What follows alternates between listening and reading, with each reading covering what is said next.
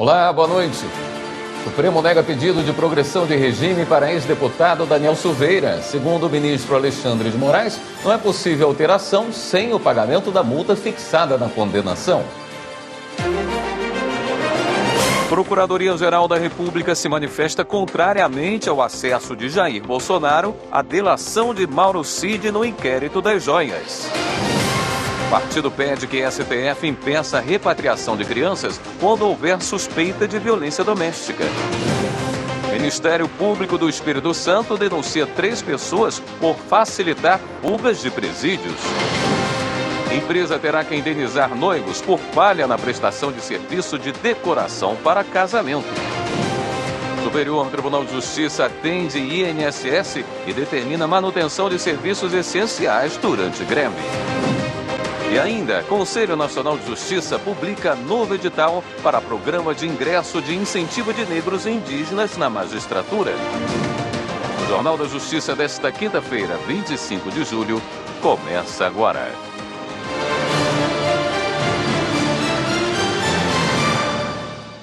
O Supremo Tribunal Federal negou o pedido de progressão de regime para o ex-deputado federal Daniel Silveira. Acompanhe na reportagem de Regina Souza. O ministro do STF, Alexandre de Moraes, negou o pedido da defesa do ex-deputado Daniel Silveira para mudar para o regime semiaberto. Silveira foi condenada em 2022 a 8 anos e 9 meses de prisão em regime fechado pelos crimes de ameaça ao Estado Democrático de Direito e coação no curso do processo. Na decisão, o ministro observou que Silveira não pagou a multa de 175 salários mínimos estabelecida pelo Supremo, que é necessária para a progressão do regime de pena. No documento, Alexandre de Moraes destacou decisão anterior do ministro Luiz Roberto Barroso na execução penal número 12. Nestas condições, não é possível a progressão de regime sem o pagamento da multa fixada na condenação. Assinala-se que o condenado tem o dever jurídico de pagar integralmente o valor da multa.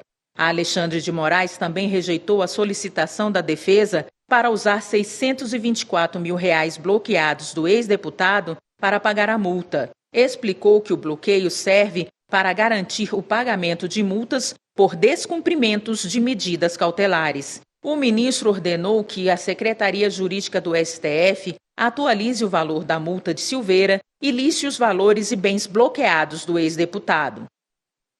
O plenário do STF deve analisar a ação da Confederação Nacional dos Estabelecimentos de Ensino contra a lei de Goiás, que estabeleceu as diretrizes e bases do sistema educativo estadual. Para a entidade, a legislação estadual precisa estar alinhada com as diretrizes e bases da educação nacional. Reportagem de Evne Araújo. Na ação que será analisada pelo STF, a Confederação Nacional dos Estabelecimentos de Ensino alega que o Estado tem competência para legislar sobre a educação junto da União, mas reforça que a legislação atual deve estar obrigatoriamente afinada com a lei nacional, sem ampliação, restrição ou conflito entre as normas. Outro apontamento da ação é de que houve invasão da esfera constitucional no que se refere à destinação para escolas privadas de pelo menos 1/3 da carga horária dos professores para a realização de atividades pedagógicas e fora de sala de aula. Assuntos que correspondam a direito do trabalho, como o contrato mantido entre a instituição de ensino e o professor, podem ser legislados somente pela União. A Confederação questiona ainda o trecho da legislação que trata de forma genérica a gestão democrática, porque o tema não foi abordado como prevê a Lei de Diretrizes e Bases Nacional, que limitou essa gestão ao ensino público. Além disso, foi limitado o número de alunos por sala de aula, o que seria uma restrição administrativa inadmissível. O relator do caso no Supremo é o ministro Luiz Fux. A gente retoma agora a nossa retrospectiva com as decisões da Suprema Corte do primeiro semestre deste ano.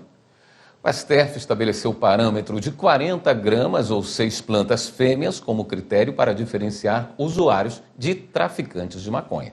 O entendimento foi no julgamento que descriminalizou o porte da droga para consumo próprio. Reportagem de Marta Ferreira.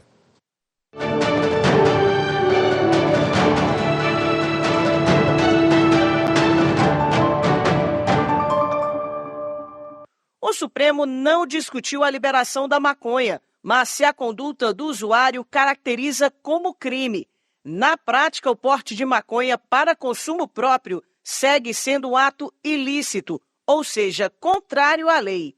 Com a decisão do STF, esse ato passou a ser considerado um ilícito administrativo, ou seja, com punição mais branda do que uma infração penal, não gerando antecedente criminal ao usuário. Mas o porte para consumo próprio segue sujeito às sanções administrativas que estão previstas na Lei de Drogas de 2006, entre elas advertência sobre os efeitos das drogas e medida educativa de comparecimento a programa ou curso educativo. O tribunal também discutiu a fixação de um critério objetivo para diferenciar o tráfico do porte e da produção para consumo próprio. Isso porque, até então, essa definição ficava a cargo da polícia, do Ministério Público e do Judiciário.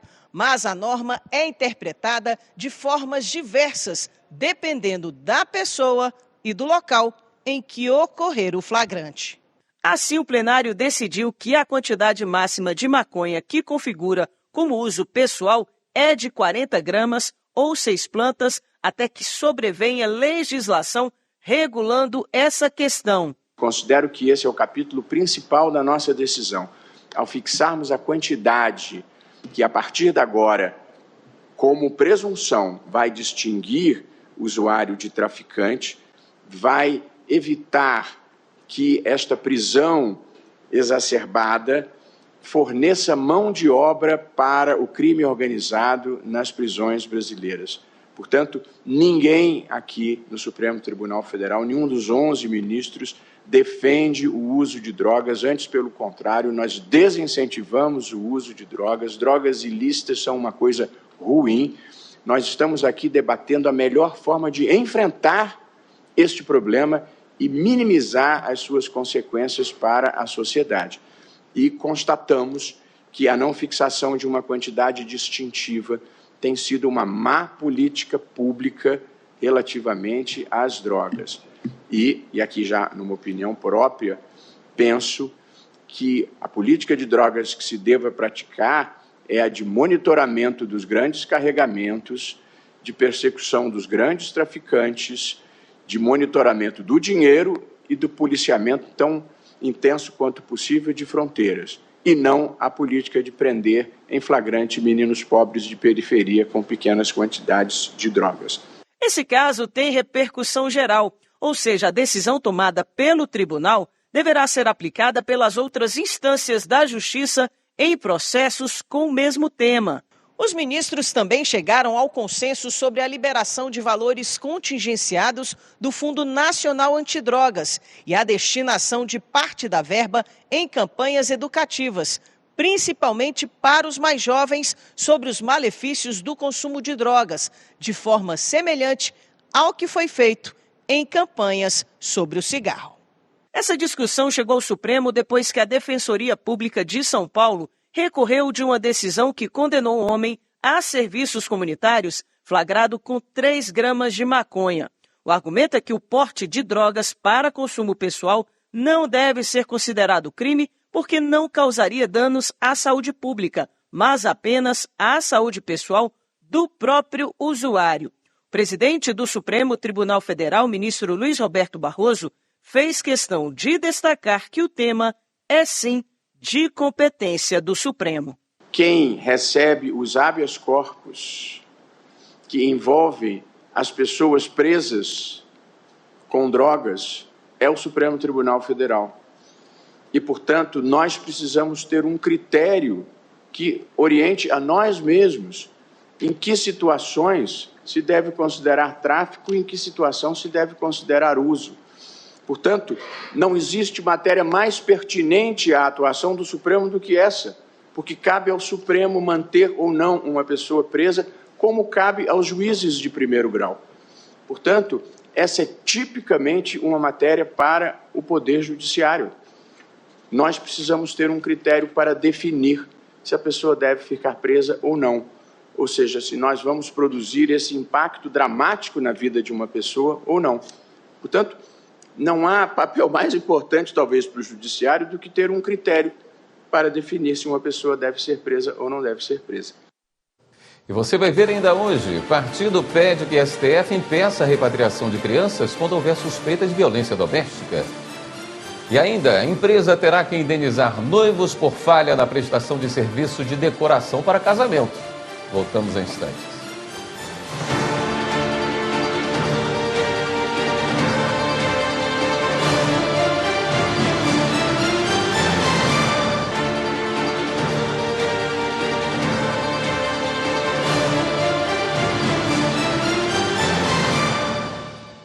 O Tribunal Superior do Trabalho julgou um caso sobre prazos relacionados a crimes praticados no trabalho. O colegiado decidiu que quando a acusação tiver ocorrido antes da entrada em vigor do Código Civil de 2002, não é necessário esperar a sentença criminal definitiva para ingressar com pedido de reparação por danos morais e materiais na Justiça do Trabalho. As informações com a repórter Larissa Batista.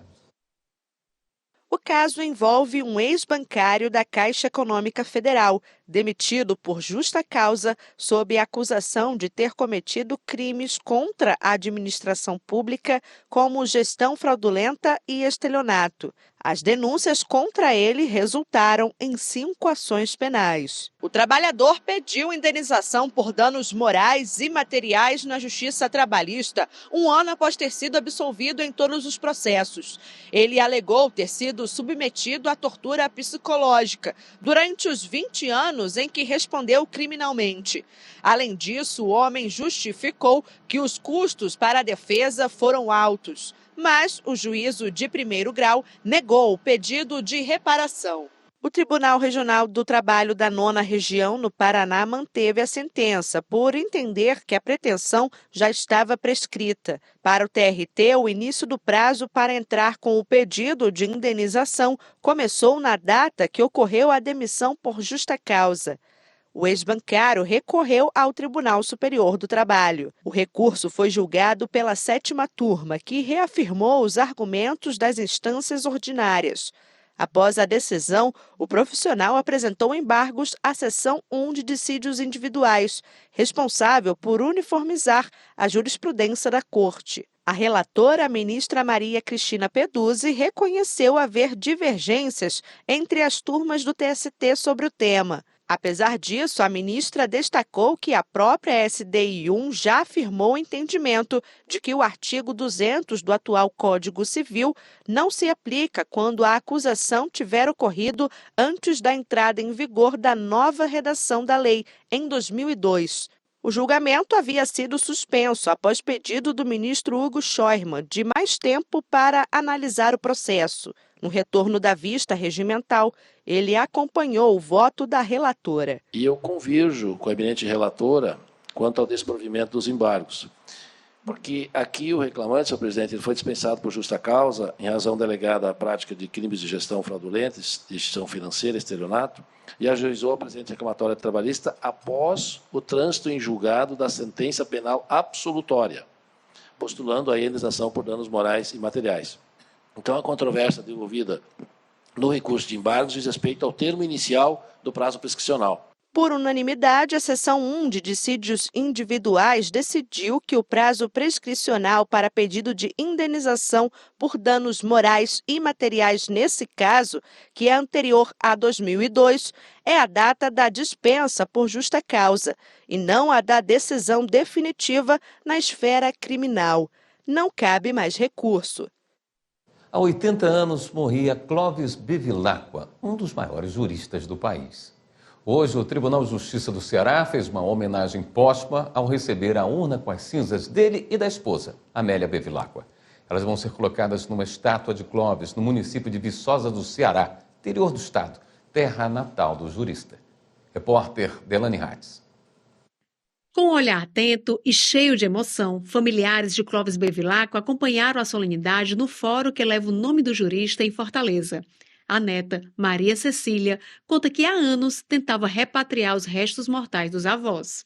Olha, é uma emoção muito forte. É a realização de um desejo, consagração da preservação dos restos mortais dele e dela. Os restos mortais do jurista e da esposa estavam sepultados no cemitério do Caju, no Rio de Janeiro. Eu vi várias tratativas, várias tentativas, né, durante vários anos, de trazer-se a cinza de Clóvis para a sua terra natal, para o Ceará, para Viçosa. O próprio Tribunal de Justiça, desde 1959, fez essas tentativas. E, afinal, a gente conseguiu. Filósofo, jornalista, escritor, historiador, jurista e também político.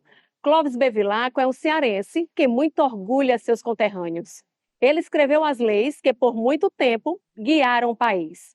Em 1899, ele recebeu a tarefa de redigir o projeto do Código Civil Brasileiro. Em apenas 6 meses, Clóvis conseguiu fazer o que há anos muitos tentavam.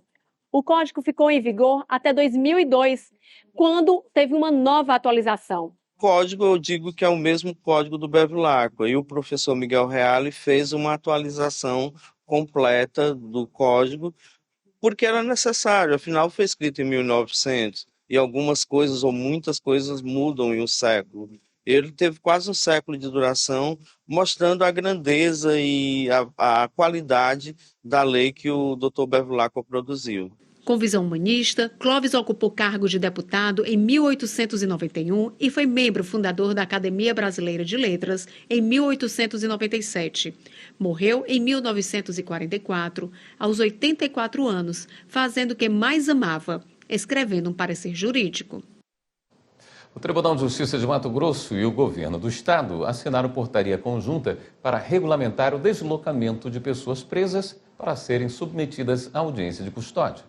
A medida vai otimizar os trabalhos, como mostra a repórter Dalila Rodrigues. O documento assinado na presidência do Tribunal de Justiça de Mato Grosso vai garantir mais celeridade nas audiências de custódia realizadas no estado. A portaria conjunta estabelece a atuação integrada e cooperativa das polícias estaduais com o Poder Judiciário. Na prática, isso significa que a Polícia Penal tem, a partir de agora, autonomia para o recebimento de presos e o encaminhamento deles para as audiências de custódia, desafogando essa demanda da Polícia Civil. Em regra, a condução do preso ficará a cargo da Polícia Penal e, excepcionalmente, quando não for possível, dada a extensão territorial, será com esse compartilhamento, esse consenso também feito pela Polícia Civil. E nós trazemos aí alguns regramentos das questões das exceções. Nós temos aí no estado 41 unidades penitenciárias, então não são todos os municípios que nós temos unidades penais. Então nós precisamos regular essas exceções, porque as pessoas que são presas ou detidas em alguns municípios que não temos sistema penitenciário, como iria funcionar para levar essas pessoas até a audiência de custódia? Então isso foi resolvido na portaria. Essa iniciativa do Poder Judiciário mostra o compromisso da Justiça Estadual em assegurar os direitos dos cidadãos durante as audiências de custódia. Tudo isso com transparência e eficiência no serviço prestado. Com essa parceria, com essa rotina pré-estabelecida nessa portaria, tende a se tornar mais simples, mais humanizada e principalmente mais segura, o que vem ao encontro de uma antiga reivindicação, tanto da Polícia Civil quanto de outros segmentos e do próprio Poder Judiciário para organizar melhor esse momento da custódia em especial. A seguir, noivos serão indenizados por empresa que não cumpriu o contrato de decoração de casamento. Voltamos em instantes.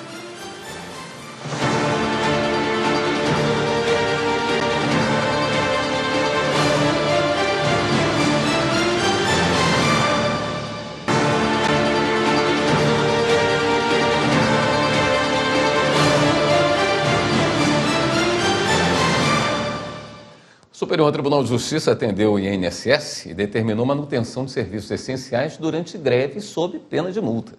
As informações com o repórter Bruno Silveira.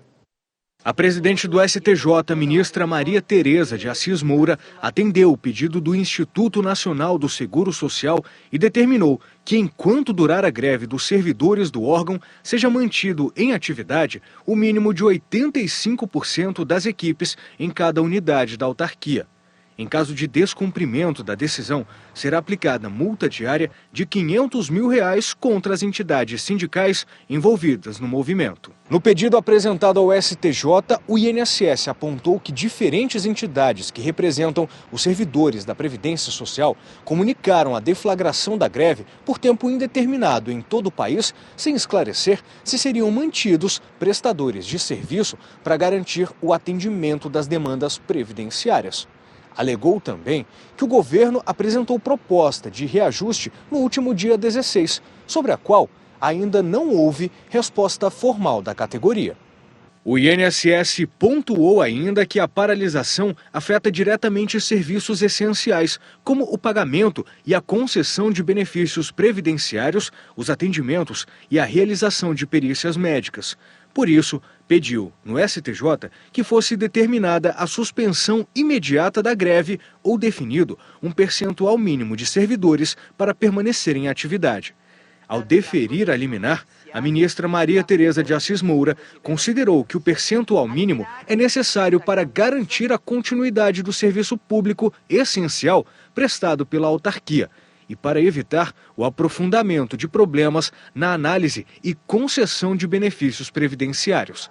A ministra destacou, no entanto, que eventual determinação para suspensão imediata da greve exigiria, antes, o reconhecimento do caráter abusivo do movimento, o que só poderia ser feito após um exame mais aprofundado da situação, inviável no âmbito do plantão judiciário.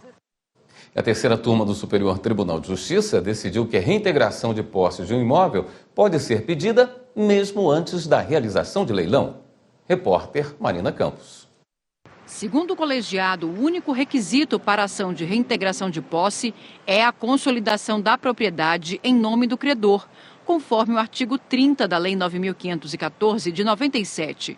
Por isso, o credor fiduciário pode ajuizar a ação de reintegração de posse, mesmo sem a prévia realização dos leilões públicos. No caso julgado, um banco buscava reverter a decisão que julgou improcedente o pedido de reintegração de posse de um imóvel.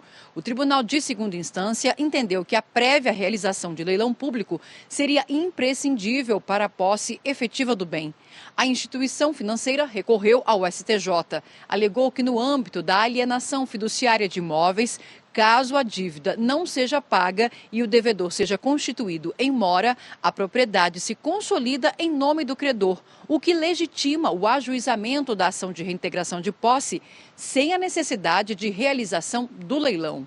Ao dar provimento ao recurso especial, a relatora, ministra Nancy Andrighi, destacou que a legislação preceitua que é assegurada ao fiduciário a reintegração na posse do imóvel, que será concedida liminarmente para desocupação no prazo de 60 dias, desde que comprovada a consolidação da propriedade em seu nome.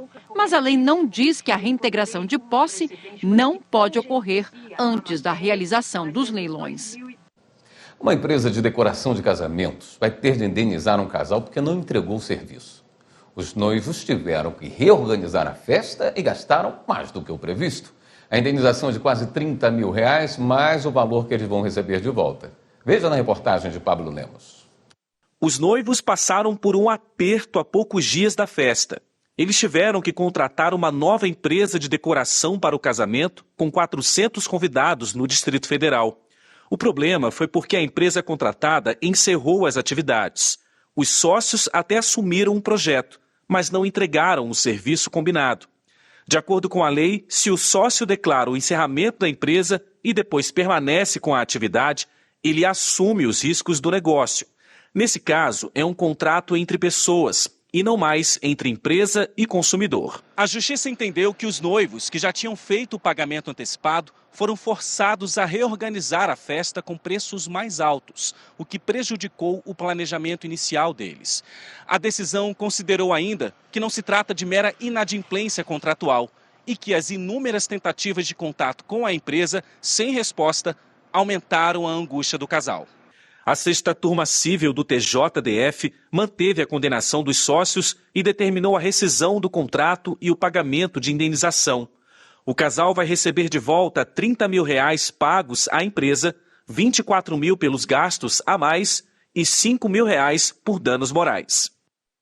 Um projeto especial arrecada lacres de latinhas de alumínio para trocar por cadeiras de rodas. É o Lacre do Bem. O Tribunal de Justiça de Minas Gerais é parceiro desta iniciativa.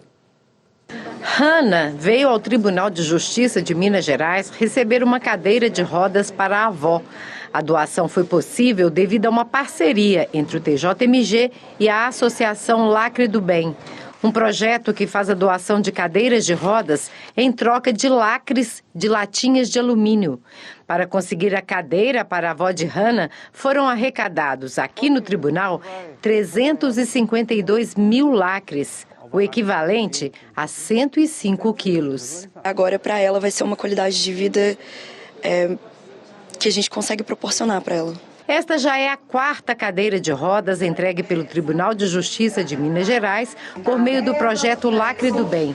A doação foi feita na sede do tribunal pelo desembargador Luiz Arthur Rocha Hilário. É uma iniciativa praticamente pioneira e o principal, eu acho que vai servir de inspiração para que outras entidades, sejam elas privadas ou públicas, tomem a mesma iniciativa e contribuam cada vez mais com a sociedade, no sentido de tornar cada vez assim o mundo melhor, né, mais sustentável. O projeto Lacre do Bem nasceu do sonho de uma menina de 9 anos. Ela visitou uma creche de crianças com paralisia cerebral e descobriu que elas precisavam de cadeira de rodas. Foi aí que ela teve a ideia de juntar lacres de latinhas de alumínio, vender e, com o dinheiro, comprar a cadeira. A menina cresceu e o projeto também. Ela conta que começou mobilizando os colegas da escola para juntar os lacres. A notícia se espalhou e o sonho foi materializado. Hoje, Júlia Macedo tem 20 anos e a Associação Lacre do Bem já completou 11 anos. O lacrômetro mostra que a associação já enviou 93 toneladas de lacres para reciclagem e doou 955 cadeiras de rodas. A gente está rumo a 1.000 cadeiras de rodas já, depois de 11 anos de campanha, mas eu espero duplicar isso sempre, a gente sempre quer mais. Atualmente, o Lacre do Bem tem pontos de coleta em 11 estados e no Distrito Federal. Um trabalho que já rendeu muitos prêmios e medalhas. Para ela, o reconhecimento é importante, mas a satisfação vai além disso. Ajudar alguém realmente deixa a gente mais feliz, deixa a gente mais gratificado. Os lacres são recebidos em todas as unidades do Tribunal de Justiça. O André, além de ajudar no transporte e na coleta, também traz os lacres de casa. Vamos lá, gente, contribuindo, que é muito importante. Quanto mais pessoas doarem os lacres, mais pessoas serão ajudadas. Quem quiser ajudar a Associação Lacre do Bem, é só acessar o site da instituição, que vai encontrar todas as informações. A seguir, o Ministério Público do Espírito Santo denuncia 3 pessoas por facilitar fugas de presídio. Veja também, Procuradoria-Geral da República se manifesta contrariamente ao acesso de Jair Bolsonaro à delação de Mauro Cid no inquérito das joias. Os detalhes no próximo bloco. Até já.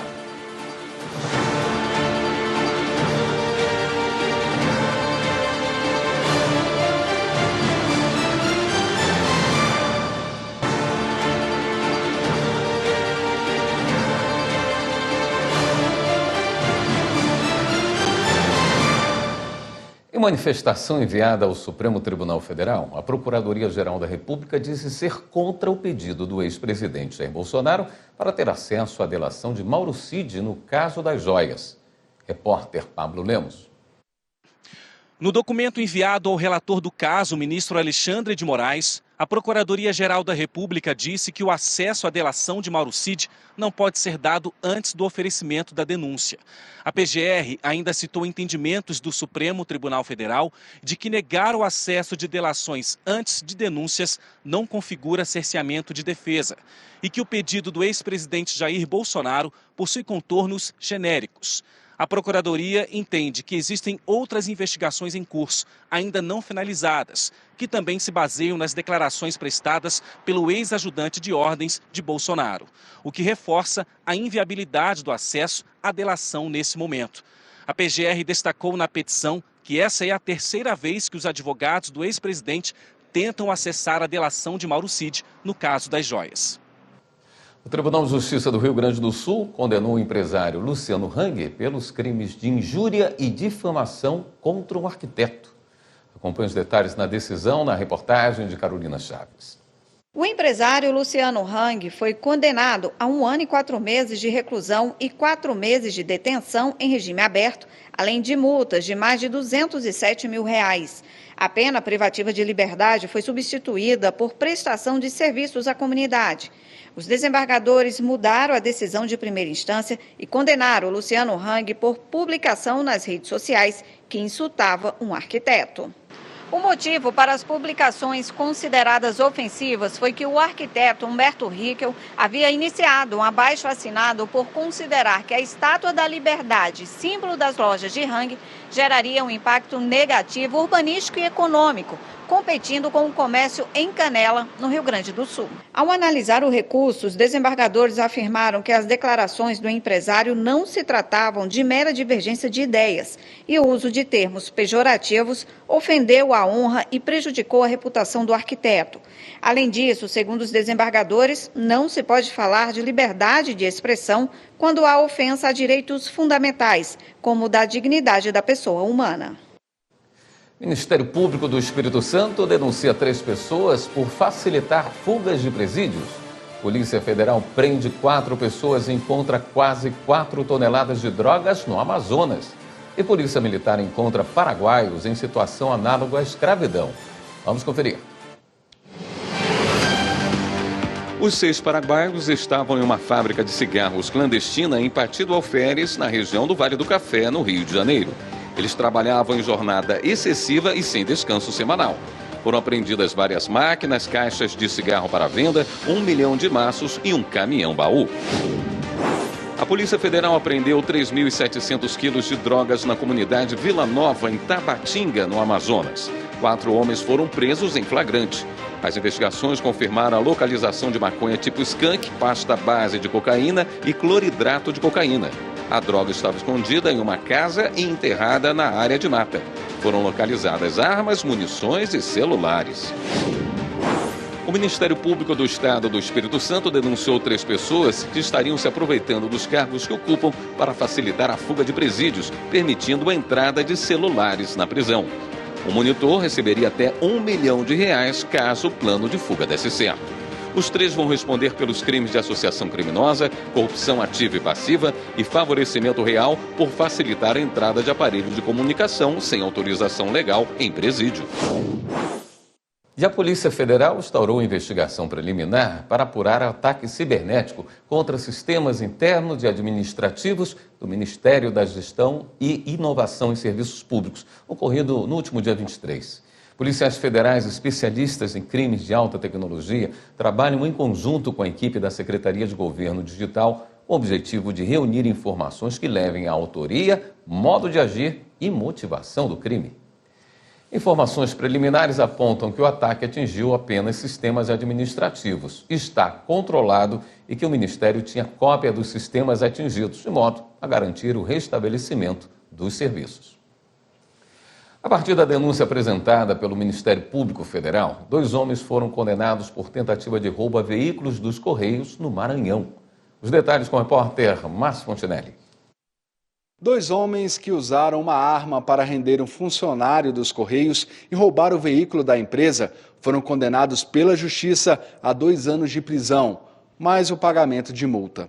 De acordo com a denúncia apresentada pelo Ministério Público Federal, em 2021, a Polícia Militar, em São Luís do Maranhão, avistou um homem sem uniforme dentro do carro dos Correios.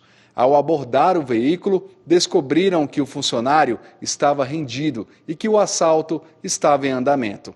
A vítima foi libertada e os bandidos presos em flagrante. Novos juízes leigos foram credenciados pela Justiça de Mato Grosso. Uma reunião virtual realizada pelo Departamento de Apoio aos Juizados Especiais da Corregedoria Geral da Justiça marcou as boas-vindas. Reportagem de Laura Meirelles. O objetivo do acolhimento virtual é promover o compartilhamento de informações sobre a carreira e orientações sobre o cotidiano do trabalho e também apresentar o Manual do Juiz Leigo, uma publicação que norteia o desenvolvimento da atividade. A ideia da corregedoria e do departamento é dar a eles toda uma noção aonde que faz as buscas de sistemas, como tem os acessos, como comunica com a corregedoria e com o departamento, as atividades que eles desempenham, como que eles acessam os sistemas e, principalmente, demonstrar a eles onde fica o manual na página do Tribunal de Justiça, da corregedoria, para que eles tenham acesso e saibam das normativas que regem a atividade deles. O juiz leigo é um auxiliar da Justiça que está à disposição do magistrado titular do Juizado Especial para contribuir na redação de minutas de sentença e aumentar a celeridade dos processos. Ele é uma peça fundamental para ampliar o diálogo na solução de conflitos. O trabalho dos juízes leigos é fundamental para que o Poder Judiciário possa prestar um serviço de mais qualidade, tanto na prestação jurisdicional no sentido tradicional, por meio da sentença, como também no sentido da autocomposição. A Juliana já exerceu a função de juíza leiga por 3 anos e agora voltou a ser credenciada pelo TJ após ser aprovada em um novo processo seletivo. Então é um imenso aprendizado. Então, eu vim aprendendo bastante todos os dias e é o que vem acontecendo. Então, para mim, é um ensinamento constante. A seguir, no Acre, presidente do Supremo destaca ações do Judiciário para garantir direitos fundamentais. E o CNJ publica novo edital para programa de ingresso de incentivo de negros e indígenas na magistratura. É no próximo bloco. Até já.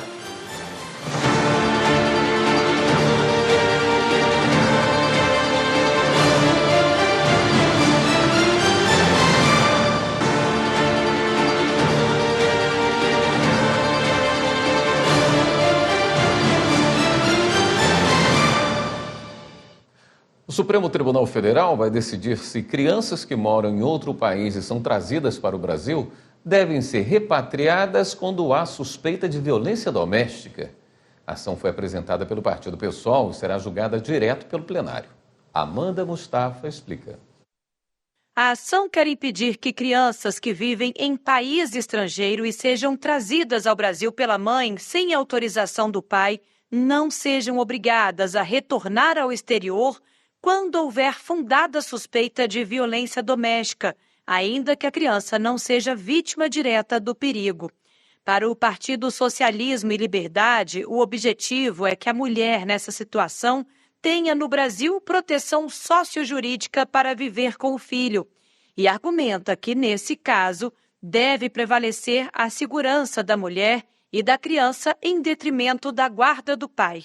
A ação foi distribuída para o presidente do STF, ministro Luiz Roberto Barroso, que decidiu levar a matéria direto para o julgamento do plenário sem análise prévia do pedido de liminar e solicitou informações sobre o assunto à Presidência da República, ao Senado Federal e à Câmara dos Deputados. O ministro é relator de outra ação direta de inconstitucionalidade aqui no Supremo, que também questiona regras da Convenção de Haia sobre os aspectos civis do sequestro internacional de crianças. Entre as situações mais comuns reguladas pelo tratado estão os casos em que um dos pais ou parentes próximos, desrespeitando o direito de guarda, leva a criança para outro país e a afasta arbitrariamente do convívio familiar. No despacho, o presidente do STF ressaltou que, para o PSOL, o artigo 13 da Convenção de Haia, que dispõe sobre as exceções de não retorno da criança, também seria aplicável quando a criança não for a vítima primária direta ou exposta ao perigo. Nesse sentido, sustenta que a situação de violência doméstica vivenciada pela genitora deveria ser levada em consideração quando da análise de pedidos de retorno fundamentados na Convenção. O Tribunal de Justiça de Alagoas promoveu um evento para debater os avanços e desafios do Estatuto da Criança e do Adolescente. As informações com o repórter André Risco. O evento foi voltado para profissionais que atuam na rede de proteção à infância e juventude dos municípios de Coruripe, Penedo, Piaçabuçu, Feliz Deserto e Jequiá da Praia. Durante todo o dia aconteceram palestras sobre o Estatuto da Criança e do Adolescente, que completou 34 anos no último dia 13. Foram abordados temas como avanços e desafios do ECA, escuta especializada de crianças e adolescentes, adoção legal e entrega legal. O encontro é bastante significativo e importante, porque nós lembramos e comemoramos as vitórias, mas pensamos também para frente, vendo os desafios e vendo em que precisamos evoluir. Principalmente no mundo atual, com essas evoluções tecnológicas, nós temos que pensar a inclusão do mundo digital para nossas crianças e adolescentes. Nós temos que também pensar como protegê-los não só desse mundo digital, como no mundo real. Nós temos um grande número de violência doméstica dentro das casas. Então, são eventos como esse que nos fazem trabalhar de forma articulada com toda a rede de proteção para garantir o direito de crianças e adolescentes. O juiz titular da primeira vara de Coruripe, Mauro Baldini, destacou a importância de levar essa discussão para a região. A região é muito grande, né? Coruripe é um dos maiores municípios, acho que o segundo maior município em extensão aqui do estado, e há uma incidência muito grande de problemas dessa natureza. Tem uma equipe multidisciplinar do tribunal que atua na regional, que fica em Penedo, né? Então são várias demandas dessa natureza. Então toda a estrutura é pouco diante disso. É um tema muito sensível e tem um status constitucional de prioridade absoluta. O presidente Fernando Tourinho participou do evento. Na oportunidade, ele assinou um termo de cooperação entre o TJ e a Secretaria de Estado da Primeira Infância, que visa o desenvolvimento de ações integradas para implementar o programa Entrega Legal. A rede precisa funcionar e para a rede funcionar precisamos dialogar mais. E a gente dialogando, a gente está buscando essas parcerias para justamente encontrarmos alternativas para melhorar o trabalho que nós desenvolvemos em prol das crianças e dos adolescentes. Nosso objetivo é fazer com que esse momento, de entrega, da criança para a adoção seja feito com responsabilidade, que essa mãe ela seja acolhida, que a gente consiga dar todo o suporte, nesse processo. E a importância, é bom ressaltar a importância dessa parceria entre o Poder Judiciário, Executivo, Legislativo. Nós trabalhamos juntos, sempre em busca do mesmo objetivo, que é melhorar essa assistência para nossas crianças e mulheres aqui do estado de Alagoas. O Conselho Nacional de Justiça publicou edital para empresas interessadas em doar dinheiro para o financiamento de bolsas de estudo para pessoas negras e indígenas com e sem deficiência que queiram ingressar na magistratura. A iniciativa faz parte do programa criado pelo CNJ para tornar o Poder Judiciário mais representativo. Repórter Evin Araújo. A ação prevê, além de bolsas de estudo em cursos preparatórios, a concessão de auxílio de R$3.000 pelo período de até 2 anos, para que o candidato possa se dedicar à preparação. O programa de incentivo para pessoas negras e indígenas da magistratura já garantiu quase R$5 milhões em doações. Até o momento, 13 grandes empresas e instituições nacionais se comprometeram com o projeto. Os interessados em doar devem manifestar interesse ao enviar a documentação solicitada no edital para o e-mail edital de doação cnj@cnj.jus.br. O presidente do Supremo Tribunal Federal e do Conselho Nacional de Justiça, ministro Luiz Roberto Barroso, destacou a atuação do Poder Judiciário para garantir os direitos fundamentais no Brasil. Durante a agenda institucional no Acre, Barroso fez um breve balanço das ações realizadas. Repórter Carolina Chaves tem as informações. Durante a visita à capital do Acre, Rio Branco, o ministro Luiz Roberto Barroso participou da sessão solene de entrega da Ordem do Mérito Judiciário e recebeu as mais altas honrarias do Poder Judiciário e do governo do Estado. Barroso também fez palestra para estudantes de ensino médio de uma escola pública modelo no Acre, com o tema Fazer a Diferença para si próprio, para o Brasil e para o mundo.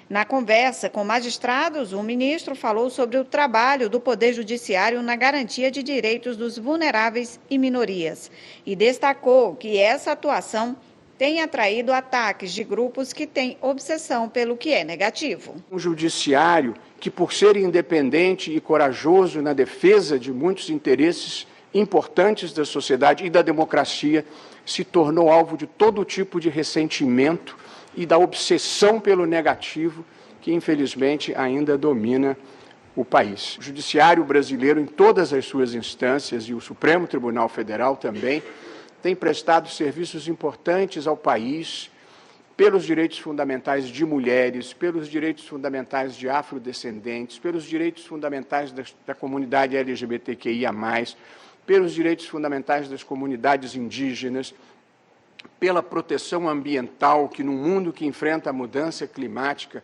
passou a ser um capítulo essencial da vida dos povos em geral.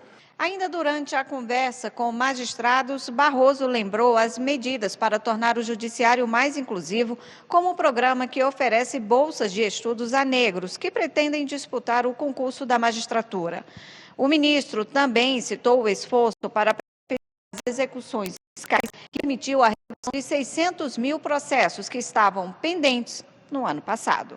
A presidente do Tribunal de Justiça do Estado, desembargadora Regina Ferrari, e o governador Gladson Cameli destacaram a atuação do ministro Luiz Roberto Barroso à frente do Supremo e do CNJ. Sua atuação no Supremo Tribunal Federal e no Conselho Nacional de Justiça tem sido marcada por decisões corajosas e inovadoras que buscam sempre assegurar a igualdade e a justiça para todos os cidadãos brasileiros. Suas posições firmes em defesa da democracia, suas ações pautadas pela isenção e amplo diálogo e a sua busca pela construção de soluções justas e pacíficas serve como referência para atuais e novos profissionais do direito. O Jornal da Justiça fica por aqui. Na sequência, você acompanha o programa Direitos Sem Fronteiras, e na Rádio Justiça fique com a Voz do Brasil. Obrigado pela companhia, uma boa noite para você.